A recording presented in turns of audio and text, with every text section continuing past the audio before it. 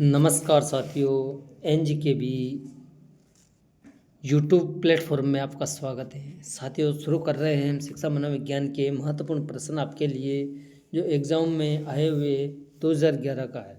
ठीक है, तो ये मॉडल टेस्ट इसमें 20 क्वेश्चन लेके आए हम। तो अगर चैनल पे नए हैं तो चैनल को सब्सक्राइब करना, बेल आइकन को अवश्य दबाना, जिससे कि हर टेस्ट का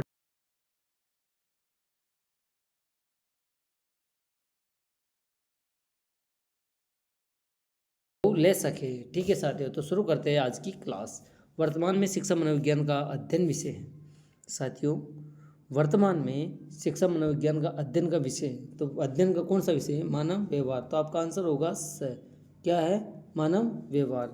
नेक्स्ट क्वेश्चन, शिक्षा मनोविज्ञान की प्रवृत्ति वैज्ञानिक है क्योंकि। कौन सी प्रकृति है? वैज्ञानिक। क्योंकि क्यों है ये कर रहा है? यह केवल विज्ञान का अध्ययन करता है। शिक्षा मनोविज्ञान में केवल सूचनाओं के आधार पर सिद्धांतों का निर्माण किया जाता है। शैक्षिक वातावरण में अधिगमकर्ता के व्यवहार का वैज्ञानिक विधियों के माध्यम से अध्ययन किया जाता है। इसमें केवल विद्यार्थियों के व्यवहार का अध्ययन किया जाता है। तो आंसर क्या होगा? आंसर होगा साथियों, शैक्षिक वातावरण में अधिगमकर्ता के व्यवहार का वैज्ञानिक विधियों के माध्यम से अध्ययन किया जाता है। आपका आंसर होगा स। ठीक है, नेक्स्ट क्वेश्चन, सुल्तान नामक चिंपांजी पर परीक्षण करने वाले वैज्ञानिक का नाम क्या है? साथियों, चिंपैंजी नाम का जो सुल्तान था या नामक है, सुल्तान नाम का, उस पर परीक्षण किस विद्वान ने किया है? तो किसने किया है साथियों? कोहलर ने। ठीक है, तो आपका आंसर होगा ब। कोहलर ने चिंपैंजी पर प्रयोग किया है। नेक्स्ट क्वेश्चन, एक शिक्षक होने के नाते आप सीखने के किस नियम को नहीं अपनाएंगे? समझने की जरूरत है क्वेश्चन को। किस एक शिक्षक होने के नाते आप कौन सा नियम नहीं अपनाएंगे? आंशिक क्रिया का नियम, तत्परता का नियम, अभ्यास का नियम, प्रभाव का नियम। तो आपका आंसर साथियों यहाँ प्रभाव की जगह प्रलोभन है। प्रभाव नहीं आएगा क्योंकि आंशिक क्रिया का नियम भी सहायक है, तत्परता का नियम भी सहायक है, अभ्यास का नियम भी सहायक है और प्रभाव का नियम भी सहायक। तो आपका आंसर होगा प्रलोभन। यहाँ ऑप्शन जो द है वो क्या है? प्रलोभन।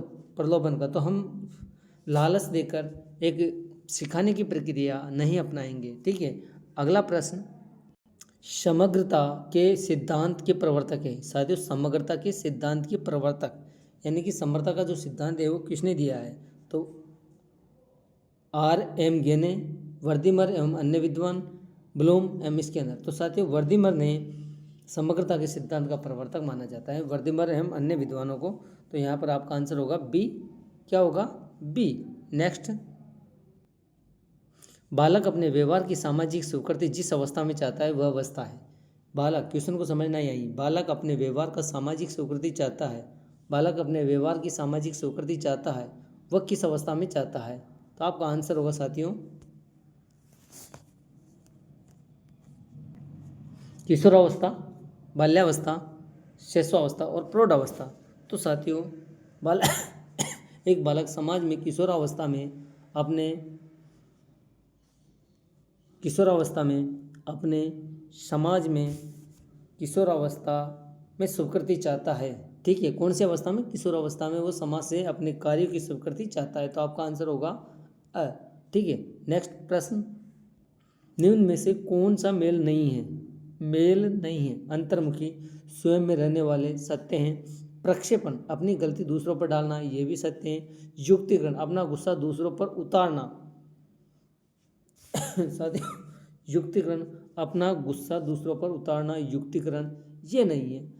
प्रतिगमन, पुरानी आदतों में लौटना, ये भी सत्य है क्योंकि ये नहीं है। युक्तिकरण का मतलब है कि बहाना बनाना, स्थापन करना। ठीक है, गुस्सा उतारना अलग चीज होती है और युक्तिकरण। तो आपका आंसर होगा स। आंसर क्या होगा? स।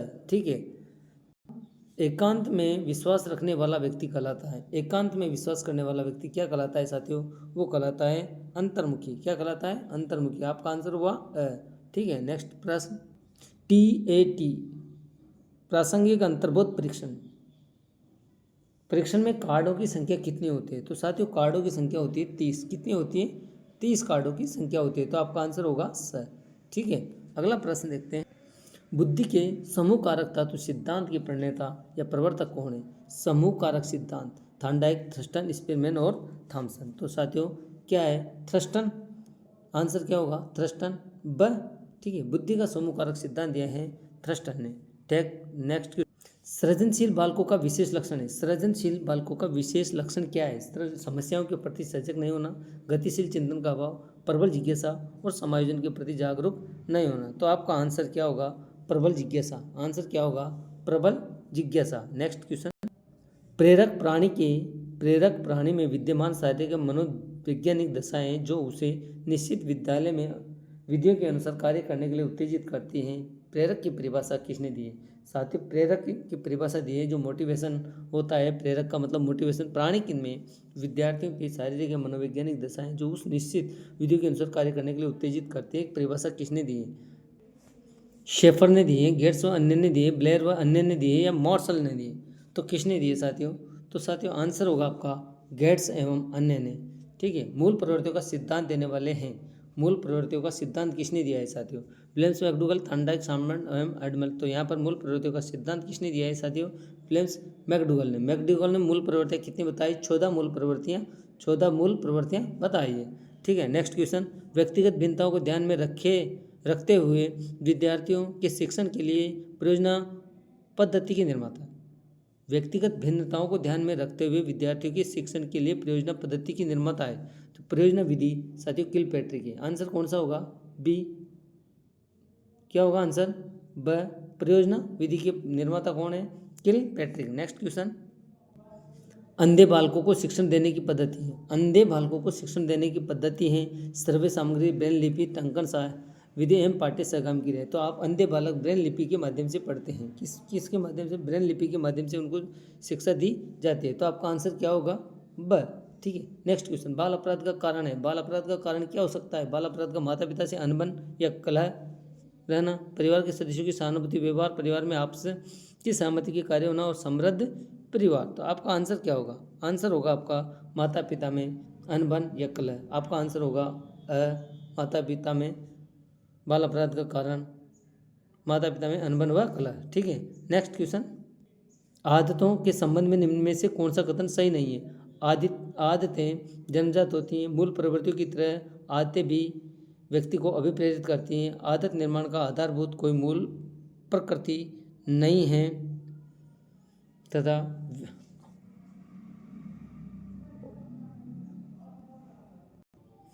व्यक्ति में यदि किसी बुरी आदत का निर्माण हो जाता है तो वह बुरी आदत आसानी से छूट जाती है। तो आंसर होगा आपका द। आंसर क्या होगा? द। बुरी आदत छूट जाती है। अगला प्रश्न है, अभिप्रेरणा पर किस कारक का प्रभाव नहीं पड़ता? किस कारक का? आवश्यकता का, भौतिक का, वातावरण का, जन्मजात का? तो साथियों अभिप्रेरणा पर कौन से कारक का प्रभाव नहीं पड़ता है? तो यहाँ भौतिक संरचना का प्रभाव नहीं पड़ता है, आवश्यकता का पड़ता है, वातावरण का पड़ता है।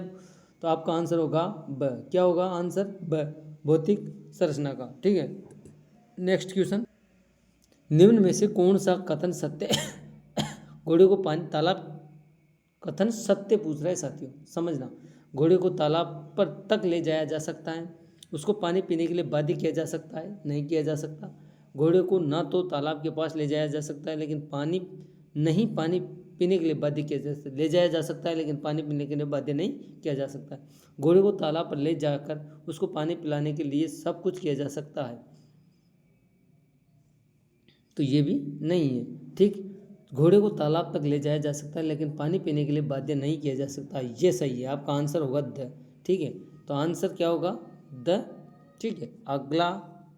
आत्म प्रत्यय से तात्पर्य व्यक्ति के अपने व्यवहार, योग्यताओं, विशेषताओं का मूल्य आंकलन एवं अभिवृद्धि की क्षमता। समग्रता से आत्म प्रत्यय की यह परिभाषा किसने दी है? आत्म प्रत्यय की यह परिभाषा किसने दी है? तो साथियों आप आत्म प्रत्यय की यह परिभाषा दी है एनसाइक्लोपीडिया ऑफ साइकोलॉजी सर। किसने दिए? सर। आत्म प्रत्यय से तात्पर्य व्यक्ति के अपने व्यवहार, योग्यताओं, विशेषताओं का मूल्य आंकलन और अभिवृद्धि की समग्रता से है। यह परिभाषा किसने दी है? Encyclopedia of psychology. तो साथियों अगर आप चैनल पे नए हैं तो चैनल को सब्सक्राइब करना, बेल आइकन को अवश्य दबाना। ठीक है, जिससे कि हर नोटिफिकेशन आपके पास पहुंच जाए। धन्यवाद।